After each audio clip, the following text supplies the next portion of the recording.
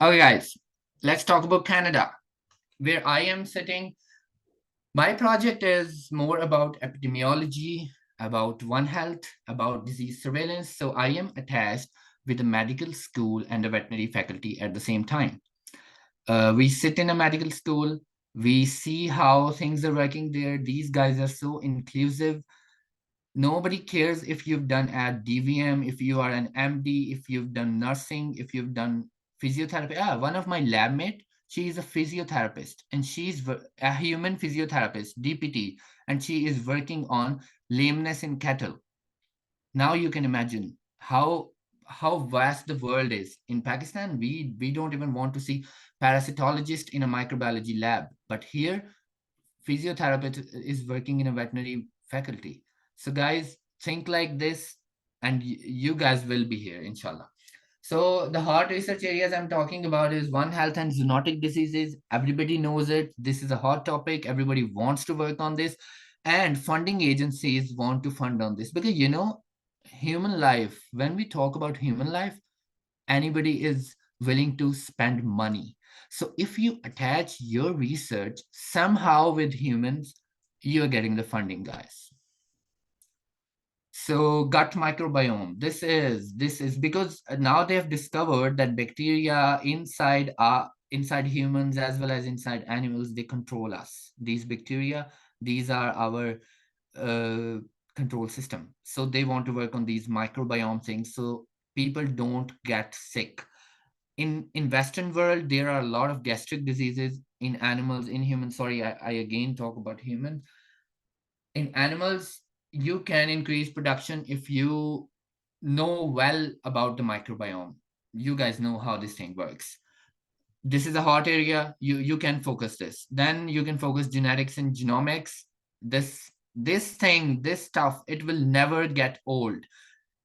Every disease gets to genetics now. And when the research started in past, they used to work on, okay, this disease has these symptoms. They used to work with symptoms. They used to do some research on symptoms. After that, the research came to blood work. Okay, if there is one disease, then what is increased in blood, what is decreased in blood. After that, they got more micro level, but now they are at the I would say at the least micro level. They're at the molecular level. They are dealing with molecules, even with one base pair or one base in the DNA. So if anybody knows how to work with genetics and genomics, you guys are very welcome in Canada. Livestock metabolomics. Hamza knows a lot about it, and I have zero knowledge. So you guys can talk to him about this. But this field, like I see in University of Calgary and in Canada, they talk a lot about livestock metabolomics. But as I'm not related to livestock in any way, so I just skip these topics. But nowadays, what my lab group is interested in is methane emission and carbon footprint. I should have put it in at the second spot, but okay, we can talk about it here. Methane emission and carbon footprint. Guys, cows are killing us. Cows are killing more people.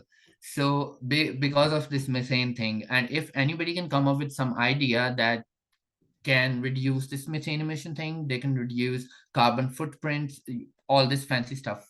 But you can read about it at any research platform. So if anybody wants to work in this one, if anybody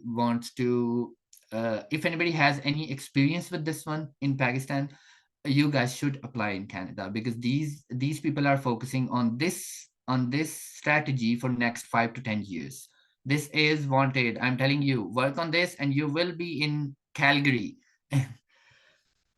Then what we have is alternate treatment options. Alternate treatment options. This research area will never get old. It was already here and now it's more growing and growing. The position we were talking about is also about alternate treatment options, like using that dry cow therapy in very efficient way to to control mastitis on dairy farms. So alternate treatment options. Yeah, bacteriophages. You guys know about bacteriophages. When there is AMR, we talk about alternate treatment options, and we talk about more antibiotics. We talk about more phages. So if somebody is interested in phages, you guys are welcome. Animal welfare, this is a hot topic. You cannot work with animals without considering animal welfare in Western world. I know you can work in Pakistan in any way, but in here, if you have some strategies which can make any research more animal friendly, any environment more animal friendly, or any study more environment friendly, or in very common in very broader way, this earth more animal friendly, then you guys are welcome. You guys should apply to Canada. I discussed some of these, but again, you can use the other options for this. What I would like to show you guys is those guys who are interested in One Health and zoonotic diseases. I have something for you. Let me share my screen.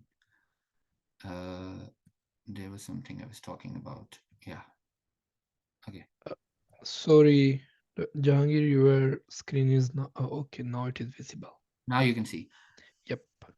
Yeah, you guys can see this UC Davis One Health Institute.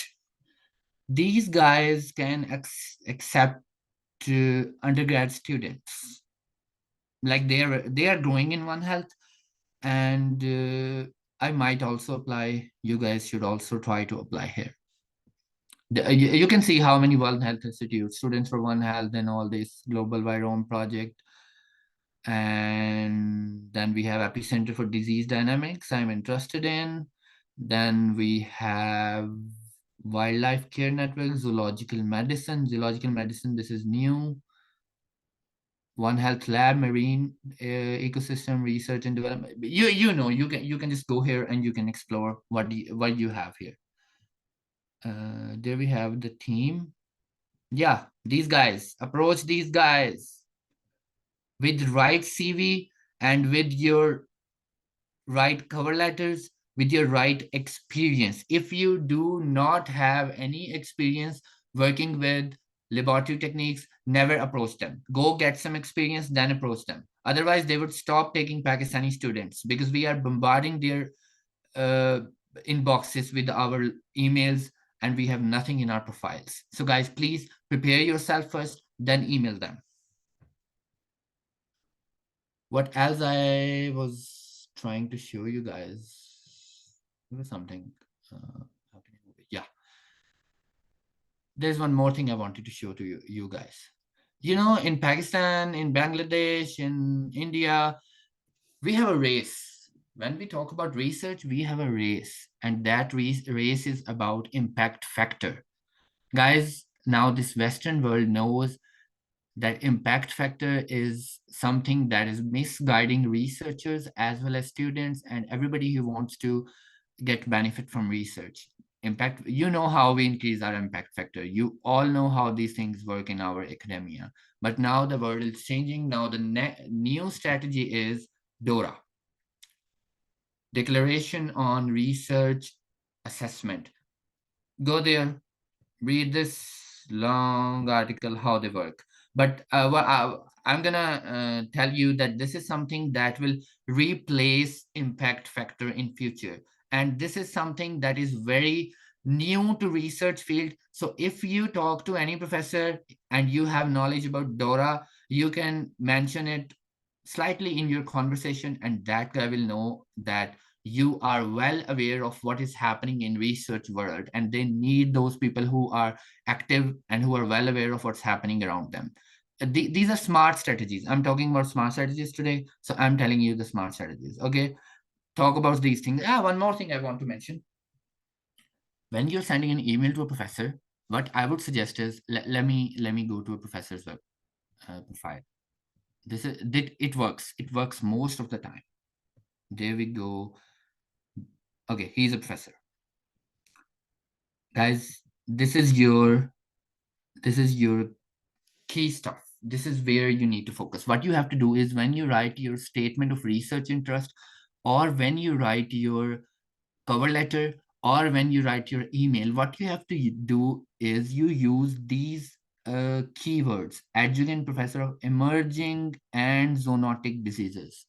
When you write to this professor, you don't write, okay, I am interested in zoonotic diseases. No, what you will write is, I am interested in emerging and zoonotic diseases. This is how you capture their eyes. They know that, okay, this guy is very much related to me, because if this is the statement this guy wrote, he wrote this statement, he knows what he wrote. So he wrote this emerging world by himself, because he wanted to stand out himself from all those who are working only on zoonotic diseases. But this guy mentioned, I am working on emerging and zoonotic diseases. He knows that he mentioned this in his profile. And if somebody writes to him and he or she says, okay, I am interested to work on emerging and zoonotic diseases, then he will click. I'm sure he will click. And there are other such things that involve both the animal and human health sectors, including this. These are the keywords. Yeah, these: virus discovery, virus host ecology, and the development of countermeasures ranging from vaccines to community-based risk mitigation and intervention.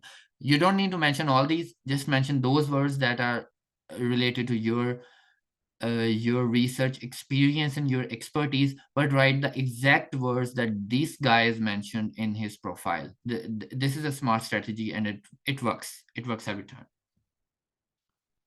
Then, no, this is not what I was supposed to talk about. Yeah, it was all.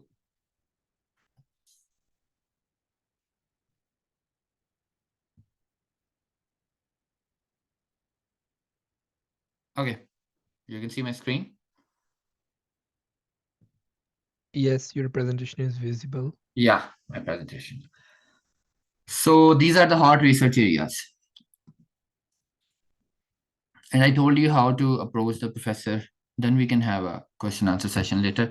I think we can conclude here, and then I can start for IELTS. Hamza?